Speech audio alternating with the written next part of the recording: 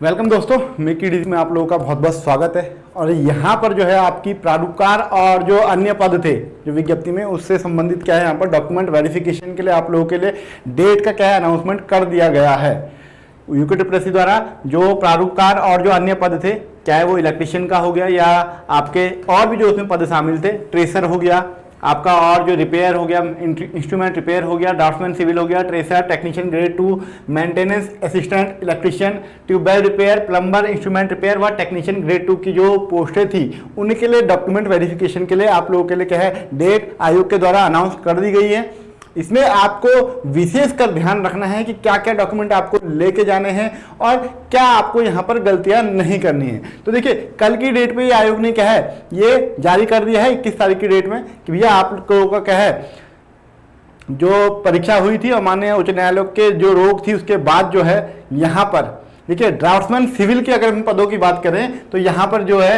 अभिलेखों की जो अभिलेख सत्यापन की जो तिथि है वो क्या रहने वाली है। देखिए, जो सीरियल नंबर 1 से लेकर 60 तक है, 1 से लेकर 60 तक उनके लिए क्या है दिनांक यहाँ पर 26/5 यानी 26 मई, आज से क्या है, आज से 4 दिन बाद क्या है यहाँ पर आपको डॉक्यूमेंट वेरिफिकेशन के लिए जाना है। सोमवार को यहाँ पर डॉक्यूमेंट वेरिफिकेशन के लिए आपको बुलाया गया है।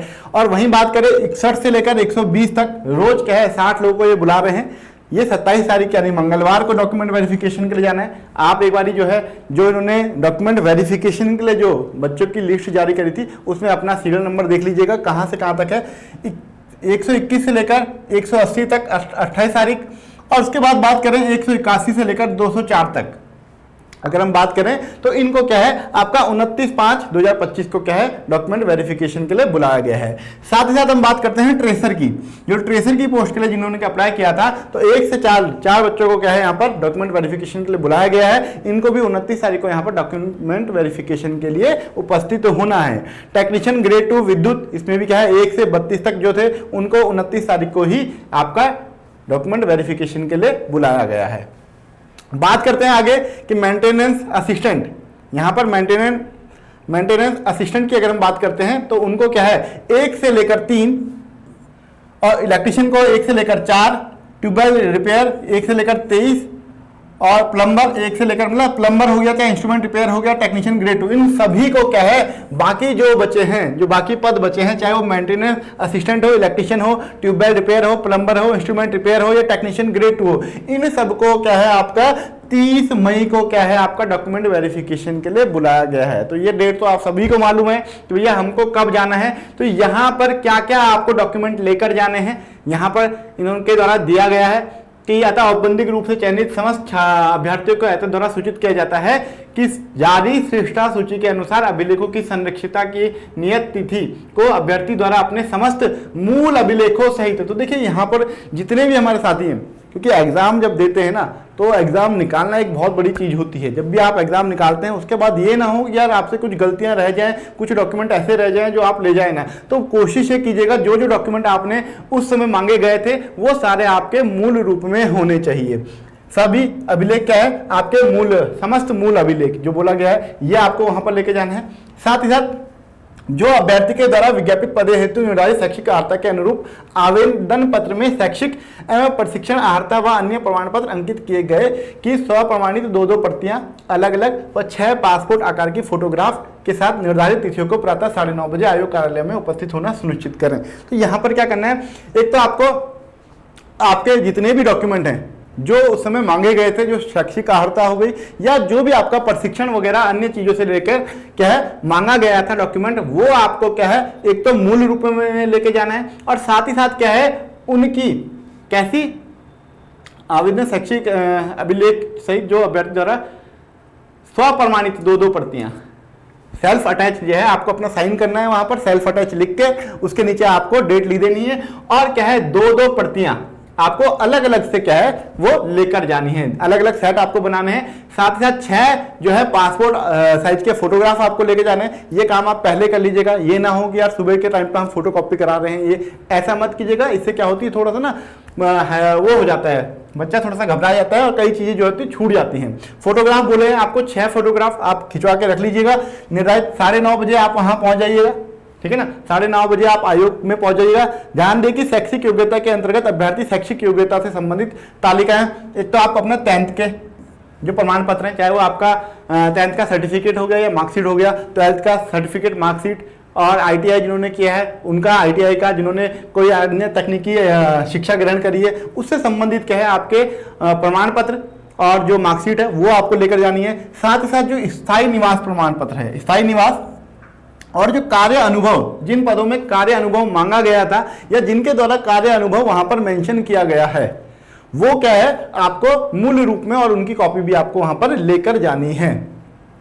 साथ ही साथ जो EWS आरक्षण की बात करें तो EWS OBC SC ST या फिजिकली हैंडीकैप्ड हो या एक्स सर्विसमैन हो या डिफेंस हो या ऑर्फन हो या जो भी जिस भी कैटेगरी में आप लोगों ने क्या है वहां पर अप्लाई किया है, उसके क्या है आपको वो डॉक्यूमेंट लेकर जाना है जो आपका अंतिम तिथि जो थी, डॉक्यूमेंट यानी कि जो फॉर्म भरने की अंतिम तिथि थी उससे पहले का आपका डॉक्यूमेंट वहां पर वो होना चाहिए। ये नहीं है कि यार हमने एक दिन पहले कल बनवा दिया, आज आप बनवाने की प्रोसेस कर रहे हैं कि उसमें आपने सिर्फ भर दिया, ऐसा नहीं चलेगा।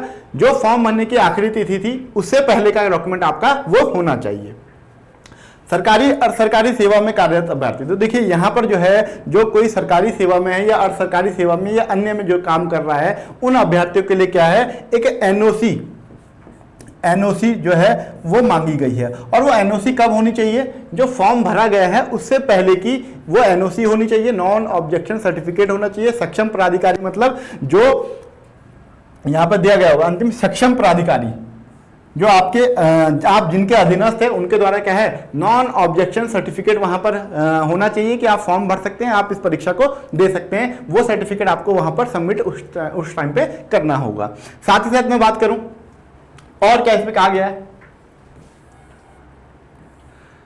देखिए अभ्यर्थी के नाम पिता के नाम में, ये इंपॉर्टेंट पॉइंट है क्योंकि कई बच्चों के क्या है फोन आ रहे थे कि सर हमारा इसमें नाम गलत है वो गलत है। तो यहां पर ध्यान रखिएगा अभ्यर्थी के नाम पिता के नाम में विभिन्न प्रमाण पत्रों में साम्य न हो तो उक्त के संबंध में शपथ पत्र मूल रूप में एवं उसकी छायाप्रति लाना अनिवार्य है। तो जिन भी बच्चों का नाम अगर मार्कशीट में जैसे होता है ना कि यार इस मार्कशीट में कुछ और है, उस मार्कशीट में कुछ एक अक्षर गायब हो गया, तो अगर किसी के भी नाम में क्या है कोई अगर डिफरेंस आ रहा है किसी भी जो है प्रमाण पत्र में, तो आपको एक काम करना है, चाहे नाम हो गया, आपका नाम हो गया, आपके पिताजी का नाम हो गया या अन्य हो गया, तो वहां पर एक आपको एफिडेविट बनवाना पड़ेगा। एक एफिडेविट आपको वहां पर बनवाना पड़ेगा और उसकी प्रति प्लस जो मूल एफिडेविट जो आप एफिडेविट बना रहे हैं दो, उसको क्या है आपका एक तो मूल रूप में जो एफिडेविट आपने बनाया प्लस उसकी क्या है कॉपी आपको आयोग में लेकर जाना है। तो कई बच्चों का इसलिए भी कॉल आ रहा था कि अगर हमारे नाम पे डिफरेंस आ रहा है तो उसका क्या करें, तो यहाँ पे दे रखा है कि भैया उसके लिए क्या है आपको एक एफिडेविट बनाना पड़ेगा। कचहरी से आप जाके एफिडेविट बना सकते हैं। और साथ ही साथ अभिलेखों की संरक्षितता हेतु निर्धारित प्रारूप, देखिए यहाँ पर एक चीज लिखी गई है, आपको एक चेकलिस्ट दी गई है और अभिलेख संरक्षक उपस्थिति हेतु औबंधिक प्रवेश पत्र यहाँ पर संलग्न किया गया है।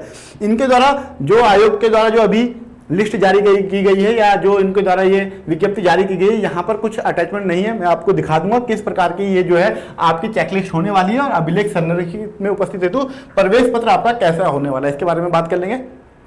अभ्यर्थी उक्त प्रारूपों पर उसके अनुरूप समस्त संलग्नकों का विवरण दो प्रतियों में तैयार कर निर्धारित तिथि को यथा समय आयोग कार्यालय में उपस्थित होंगे। तो यहाँ पर क्या करना है आपको, जितने भी आपके डॉक्यूमेंट वेरिफिकेशन है जो आपके चेकलिस्ट में दिए गए हैं उनकी दो कॉपियां बनानी है और एक के नीचे एक नहीं रखनी है, अलग अलग रखनी है। मतलब मान लो एक डॉक्यूमेंट का आपका जो सेट है 1 2 3 4 जो भी डॉक्यूमेंट आपके हैं वो एक सेट अलग बनेगा और दूसरा सेट उसी प्रकार से वो भी अलग बनेगा। तो इस प्रकार से आपको 2 सेट तैयार करने हैं, ठीक है। अभिलेखों की निर्धारित अभ्यर्थियों को उपस्थित नितांत रूप से अनिवार्य है। अभ्यर्थी को स्वयं जाना अनिवार्य है और इस डेट में कोई बदलाव नहीं किया जाएगा। तो इसलिए क्या है, जिनका जिस डेट को डॉक्यूमेंट वेरिफिकेशन के लिए नाम बुलाया गया है, जिस सीरियल नंबर पर बुलाया गया है उस सीरियल नंबर में उपस्थित होना आप लोगों के लिए अनिवार्य है। देखिए, यदि संरक्षित की निर्धारित तिथि को अभ्यर्थी द्वारा ऑनलाइन आवेदन पत्र में किए गए दावे के अनुसार सही अभिलेख प्रस्तुत नहीं किया जाता तो इसके लिए पृथक से कोई अतिरिक्त समय नहीं दिया जाएगा तथा ऐसे अभ्यर्थियों का अंतिम चयन परिणाम हेतु विचार नहीं किया जाएगा। तो जो आपने डॉक्यूमेंट जब आपने फॉर्म भरा था उस समय आपने बताया कि भैया मेरे पे एक्सपीरियंस है, ये है, सब है, जो जो आपने उस समय दिया गया था वो सारे आपके पास मूल रूप में उपस्थित होने चाहिए और वहां पर आपको वो चीजें वहां पर सबमिट करनी होंगी, चाहे वो ईडब्ल्यूएस सर्टिफिकेट हो, ओबीसी हो या SC/ST का सर्टिफिकेट हो, और भी और अन्य जो डॉक्यूमेंट मांगे गए थे, चाहे वो एक्सपीरियंस से रिलेटेड हो या प्रशिक्षण से रिलेटेड हो, तो वो सब आपको वहां पर उसमें उपस्थित करवाने होंगे, उन लोगों के सामने आपको प्रस्तुत करने होंगे। उसी के में क्या है, तभी आपके नाम पर क्या है विचार किया जाएगा, वरना विचार नहीं किया जाएगा। इसके बाद क्या है, जिन लोगों को क्या है ऑनलाइन प्राथमिकता के लिए यहाँ पर एक पोर्टल खोला गया है इनके द्वारा, देखिए यहाँ पर जो है अगर आप इस साइट पे आएंगे तो यहाँ पर देखिए प्रारूपकार व अन्य के विभाग के चयन हेतु क्लिक करें, तो जब विभाग का आप चयन करेंगे तो यहाँ पे आपको रोल नंबर डालना है, यहाँ पे डेट ऑफ बर्थ डालेंगे, तो जिस विभाग में आप अप्लाई करना चाहते हैं, क्योंकि जो पोस्ट हैं वो अलग अलग विभागों में हैं, तो ये आपके वरिष्ठता सूची के अनुसार आपको विभाग भी आवंटित होंगे वहां पर, तो आपको अपना विभाग क्या है चूज करना है कि आप पहले किस विभाग को प्रेफरेंस देते हैं। तो यहाँ पर प्रेफरेंस यहाँ पर के लिए आपको यहाँ पर दे रखा है, तो यहाँ पर रोल नंबर और डेट ऑफ बर्थ के माध्यम से आप यहाँ पर विभाग को क्या है चयन कर सकते हैं। साथ ही साथ हम बात करें और क्या दे रखा है, आयोग परिसर मोबाइल और फोन, देखिए अनुक्रम में पासवर्ड, ये सब मैंने बता दिया आपको। और इसमें जो डेट दे रखी है इसमें लिख रखा है कि यहाँ पर कोई भी संशोधन या परिवर्तन नहीं किया जाना संभव नहीं होगा, तो ये बता दिया इन्होंने। डीवी और चेकलिस्ट की अगर मैं बात करूं तो यहाँ पर क्या है, डीवी और चेकलिस्ट के लिए देखिए यहाँ पर आपका दे रखा है कि स्क्रूटनी हेतु जो अभिलेख हैं वो कैसे होंगे, ये एक परफॉर्मा है। इसी प्रकार से क्या है आप लोगों को अभी उनके द्वारा जारी नहीं किया गया है, लेकिन इसी प्रकार का वो परफॉर्मा होगा। वहां पर आपको क्या है अपना नाम आपको यहाँ पर लिखना होगा, नाम हो गया अभ्यर्थी का नाम, पिता का नाम, अनुक्रमांक, चयनित पद का नाम, चयनित पद कोड यहाँ पर आपको देना होगा। साथ ही साथ जो आप जो डॉक्यूमेंट यहाँ पर दे रहे हैं, चाहे वो हाई स्कूल का हो गया, देखिए हाई स्कूल का आपका एक तो अंक तालिका, एक प्रमाण पत्र जो सर्टिफिकेट होता है वो आपको देना पड़ेगा। अंक तालिका, प्रमाण पत्र, इंटर की, स्नातक की क्या है, तीनों वर्ष की आपको अंक तालिकाएं उपस्थित करनी पड़ेंगी और स्नातक की उपाधि यानी डिग्री भी आपको वहां पर सबमिट करनी पड़ेगी। साथ ही साथ जो डिप्लोमा या तकनीकी शिक्षा जो भी आपने ले रखी है वो यहाँ पर आपको लिखना पड़ेगा, उससे संबंधित सारी चीजें आपको यहाँ पे आपको देने पड़ेंगे। जो भी आपने डिप्लोमा किया है वो यहाँ पर आपको, या तकनीकी डिग्री आपने प्राप्त की है वो यहाँ पर आपको मेंशन करनी पड़ेगी। और उसी प्रकार से इसी सीरियल वाइज में क्या है आपको अपने डॉक्यूमेंट भी अटैच करने हैं, मतलब उनका एक सेट बनाना है। फिर क्या है, देखिए स्थायी मूल निवास प्रमाण पत्र, स्थायी मूल निवास प्रमाण पत्र आपका हो गया। आरक्षण से संबंधित जो है आपका प्रमाण पत्र, आरक्षण से संबंधित उप श्रेणी जो भी लागू होती है वो, सेवा योजन कार्यालय में अगर आपने वहां पर लिखा है तो आपको वहां पर देना होगा। साथ ही साथ और क्या है, पहचान पत्र, जो भी कोई जो आधार कार्ड या जो भी आपका है ड्राइविंग लाइसेंस या कुछ भी आपको यहाँ पर जो भी आपका पहचान पत्र है वो आपको यहाँ पर देना होगा। पहचान पत्र, कंप्यूटर से संबंधित डिप्लोमा प्रमाण पत्र यदि लागू हो, जो अगर वहां पर लागू मांगा गया था और आपने हाँ कर रखा है तो वो यहाँ पर आपको चस्पा करना पड़ेगा। और अन्य कोई डॉक्यूमेंट अगर आपने वहां पे लिख रखा है कि भाई मेरे पास ये चीजें भी हैं तो वो भी आपको यहाँ पर लिखनी पड़ेंगी। साथ ही साथ रंगीन आकार की 4 रंगीन फोटो आपको यहाँ पर लेके जानी है और इसके बाद यहाँ पे ये आपको हस्ताक्षर करने हैं और ये सारी चीजें भरने के बाद ये आपका क्या है प्रवेश पत्र, इस प्रकार का आपका प्रवेश पत्र होगा। इस पे क्या है आपको चयनित पद का नाम लिखना है, आपका पद कोड हो जाएगा यहाँ पर, आपका अभ्यर्थी का नाम, पिता का नाम, लिखित परीक्षा का अनुक्रमांक आपको लिखना है और अगर टाइपिंग का आपको मांगा नहीं गया है चयनित श्रेणी सूची का क्रमांक आपको लिखना है, अभिलेख सत्यापन की तिथि आपको लिखनी है, एक फोटो यहाँ पर आपको लगा के देनी है। तो इस प्रकार से आपका रहने वाला है डॉक्यूमेंट वेरिफिकेशन में। मैंने बता दिया आपको क्या क्या चीजें इंपॉर्टेंट है, क्या क्या चीजें आपको लेकर जानी है। तो पहली चीज तो आपके सारे जो डॉक्यूमेंट है वो मूल रूप में आपको वहां पर लेके जाने हैं। किसी के नाम में अगर कोई दिक्कत है, कोई प्रमाण पत्र में अलग अलग नाम आपके हो रखे हैं तो आपके उसके लिए क्या है एक एफिडेविट आपको वहां पर देना पड़ता है, तो वो एफिडेविट आप वहां पर देकर बना लीजिएगा पहले ही।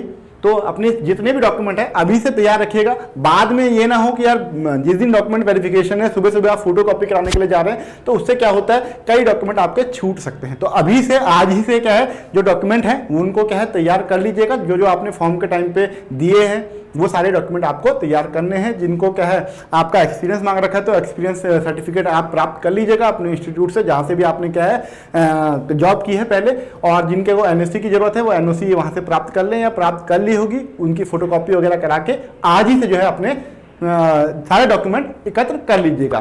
कल परसों में क्या है 4 दिन बाद आपके डॉक्यूमेंट वेरिफिकेशन की डेट है। तो पहले तो सभी को क्या है शुभकामनाएं हैं, और बाकी जो है कोई अगर इन्फॉर्मेशन आती है तो उसके साथ पुनः उपस्थित होंगे। या आपके डॉक्यूमेंट वेरिफिकेशन की जो है मैंने चेकलिस्ट आपको बता दी है किस प्रकार से होने वाली है।